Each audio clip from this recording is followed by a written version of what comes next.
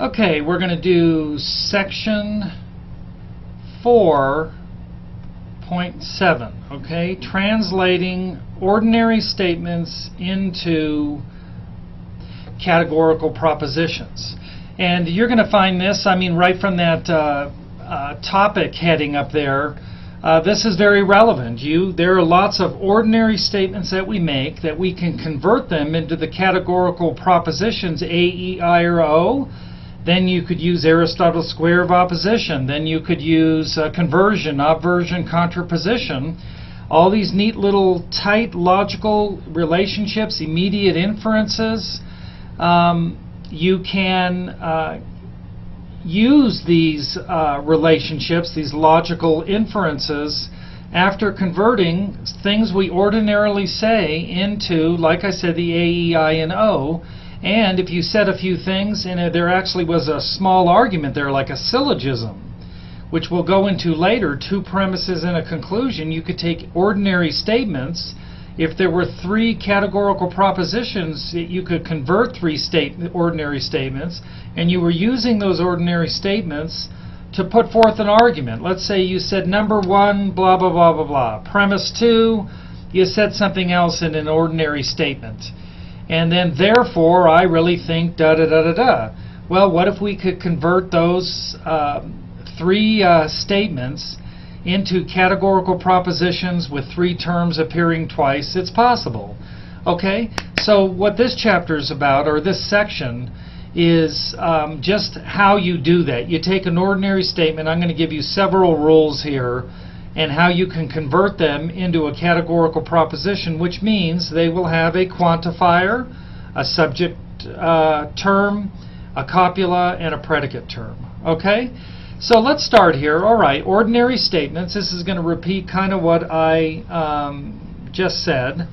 And I don't know why I was using the wrong pen. Okay, there we go. This will repeat kind of what I just told you. Ordinary statements not in standard form can be translated into standard form. Okay, that should be all right. This then makes all the operations and inferences relevant to the converted statement. Also, translated statements are clear and unambiguous, not susceptible to multiple interpretations. You know, if you have like an all S or P, there's no ambiguity there, and that clarity is kind of nice. Sometimes that clarity is not there in an ordinary statement. Okay, here's some general steps in how you do this. First, when you read an ordinary statement, please make sure that you understand the original meaning. For example, let's say I read this to you. He always wears a red suit to work. Okay, we're going to go to that statement later on. But that's just saying when he's at work, he has a red suit on. It's not saying he only wears the red suit at work. So you don't want to construe that it means if you see him with a red shirt, you automatically know that he's at work. He could have a red suit on, red shirt, red suit, and not be at work. All this is saying he always wears a red suit to work. It doesn't say that's the only place he wears a red suit. So you see, make sure you understand the intended original meaning. If you get that wrong, you're going to be wrong from that point on. Okay? Second, determine what is missing or is not in standard form expression. So you got the original meaning, then kind of go, what's missing? It doesn't have a quantifier. It doesn't have a copula. Or we need to find a better way to give it a subject term or a predicate term. That will help you hone in on what you need to change with these conventions or rules I'm going to give you. So that gives you some guidance for strategy. And then once you know, you understand the original meaning, you've determined what's missing and where you need to hone in on, you use these rules I'm going to give you, these little tips, and you express that meaning into a statement with a quantifier, a subject term, a copula, and a predicate term. And there you go. If you can do that, you have a categorical proposition. So let's start here. The first one, let's say you have a sentence and you have a term there without nouns. It's just an adjective. Well, it's real easy. You add the noun. So here we have some roses are red. We have a quantifier, we have the subject class roses are red. Well, we know that this really is red flowers. Okay, so you would just add flowers. So if you add that noun, now you have a nice predicate term, right? Okay. So if you have adjectives but the noun is implied, go ahead and add the noun, and then you have some roses, subject term, are red flowers. Okay? So that's what you do when you encounter a statement that has not a noun for a subject or a predicate class. You just add the noun into the adjective. Okay, number 2, non-standard verbs to be. So sometimes you're going to read a sentence, it's going to say will become or would, etc. But you don't see are or are not, you know, is not. These are more standard verbs to be. You can go ahead and translate using are and are not. So here's an example. You have some college students will become educated. Okay, you can go ahead and get that into this would be an I proposition, it looks like. So some college students will become educated. You could translate that into some college students, cross this out, are people who will become educated. Okay? So here you had will become, now you have a copula, and then this will become educated, you just turned it into the predicate class, people who will become educated. Okay, what about this one? Some dogs would rather bark than bite. Okay, we understand what that means. Here we have a would, we want an are. So that's a non-standard verb to be. We'd like to get it into a standard form. So we could say this. We could say some dogs are animals that would rather bark than bite. Okay, bark than bite. Okay, so there we got our quantifier, we got our copula, and here, you know, that right there, we have a nice predicate term. Animals that would rather bark than bite is the predicate class. Okay, let's go to the next one here. Okay, singular propositions. If a person, place, or thing is mentioned, go ahead and use this parameter. All people identical to, or all places identical to. So you have a singular proposition. George is singular. George went home. Well, okay, how do we get this into, we want a quantifier, we don't have it now, we'd like to have an are, or instead of went, it's not in there. Well, actually, the went home would be somehow we're going to re-articulate that predicate. So we need a quantifier, we need to re-express this subject term, we need a copula, re-express the predicate term. So what about if we said something like this? All people identical to George are people who went home.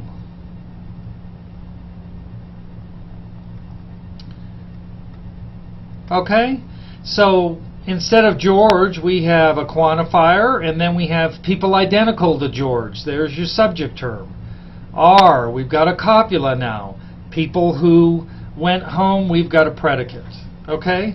All right, Sally did not go shopping. Okay, all people identical to Sally. Okay, let me erase that there. All people identical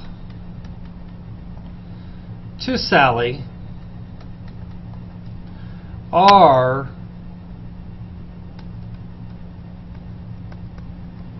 people who did, well, actually are not. I'm sorry. So now on this one with Sally here, I'm going to first write it out here, but some of you are probably noticing that something's wrong. So there's a two-step thing we have to do here, okay? So Sally did not go shopping. So all people identical to Sally are not, because we have a not in here, are not people who went shopping, okay? But we're still not done here. So first of all, realize what we did. It's a review again. All people identical to Sally. This takes care of this singular, Sally is singular. So all people identical to Sally. And it's saying she did not go shopping. If we say are not people who went shopping, and there we have a predicate class now, right? And people identical to Sally is the subject. But notice, if we say all people identical to Sally are not people who went shopping, this is like all S are not P. Now, do you notice something a little strange about that? Well, you should. The A, E, I, O, we do not have a categorical proposition that says all S are not P. So when you have something where it's all S are not P, all people identical to Sally are not people who went shopping, you need to change this to an E statement. To an E statement, okay? So this becomes no people identical to Sally identical to Sally, are people who went shopping. Okay? And then you've got it in an E statement here, and everything works, okay? So Sally did not go shopping. This is a negative statement.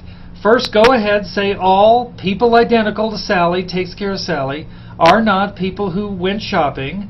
So we got a predicate class, subject class, copula, quantifier. But all S are not P, that isn't an A, E, I, or O, is it? So you need to change those to an E statement. And if you say all S are not P, that the other way of saying that, every single S isn't a P, it's the other way of saying that is saying no S are P. So here's the correct statement. Okay, let's keep moving along here. Here we have, what do you do with adverbs and pronouns? Remember, adverbs, they modify a verb, and you know what pronouns are. Who, he, anyone, things like that. So if you have an ordinary statement that has words like where, whenever, anywhere, everywhere, nowhere, these can be replaced with a parameter that's going to use the word places. When, whenever, anytime, always, never, times, right? That's dealing with time. Where, whenever, etc. is dealing with places, right? Who, whoever, anywhere is dealing with people. What, whatever, anything is dealing with things. Okay? So we have these parameters here that we'll use, and then there's just one rule here.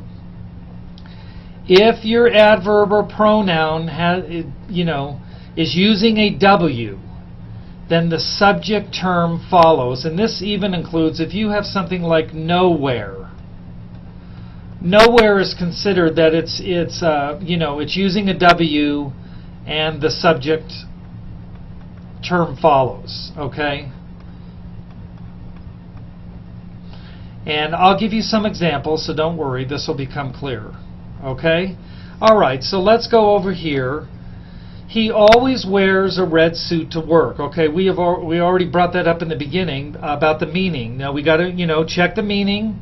It's saying when he goes to work, he has a red suit on. And notice it's not saying if he has a red suit on, if you see him with a red suit, you know he's at work. It just says when he's at work, he's got a red suit on. But this in no way conveys that he may not want to wear that red suit away from work, okay? So now notice our little rule here. He always, there is the word always right there, right? It's right there. So this is an adverb, and we can use the parameter times, okay?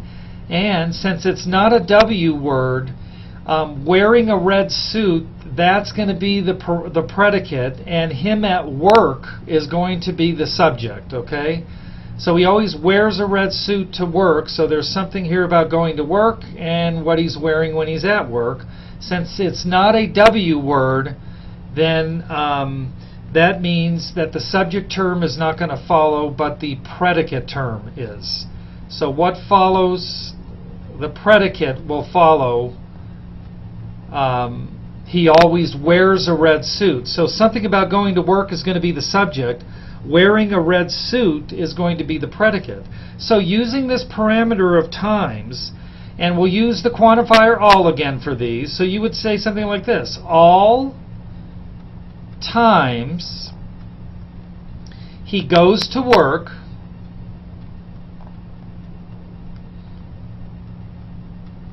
and see right here, now, you know, we have a quantifier, and the times he goes to work, we've got your subject now, right? All times he goes to work are times that he wears a red suit. Okay, and so that's why you see this didn't begin with a W. Trust the rules. These logicians know what they're doing, okay? And so this makes sense because we have times that he wears a red suit. That follows always became the predicate. Okay, and times he wears a red suit, there's your nice predicate term. Okay, all right, let's go to the next one. Here we see an adverb, nowhere. And we look up here, nowhere, there it is, we're dealing with places. So all places, and then this is a W word, there's the W, so even though it starts with a no, this is a W word, so we know the subject follows. So what you would translate that is trust the rule, and then we'll say, and since it's negative, let's just go ahead and use an E statement here, okay? No.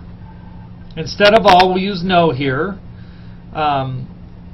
No places, that's the parameter, on earth are, now we got a nice copula, we got a quantifier, there's your subject term. No places on earth are, use the parameter again, are places where there are unicorns.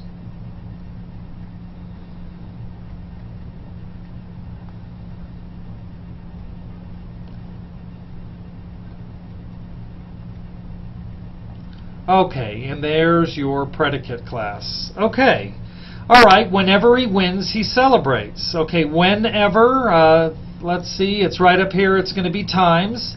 It's affirmative, so we can say, and it's a W word, right? So the subject follows. Winning is going to be the subject. We've got to express that into a subject term. And then celebrating is going to be the predicate here. So whenever he wins, he celebrates. We would convert this to all times he wins are times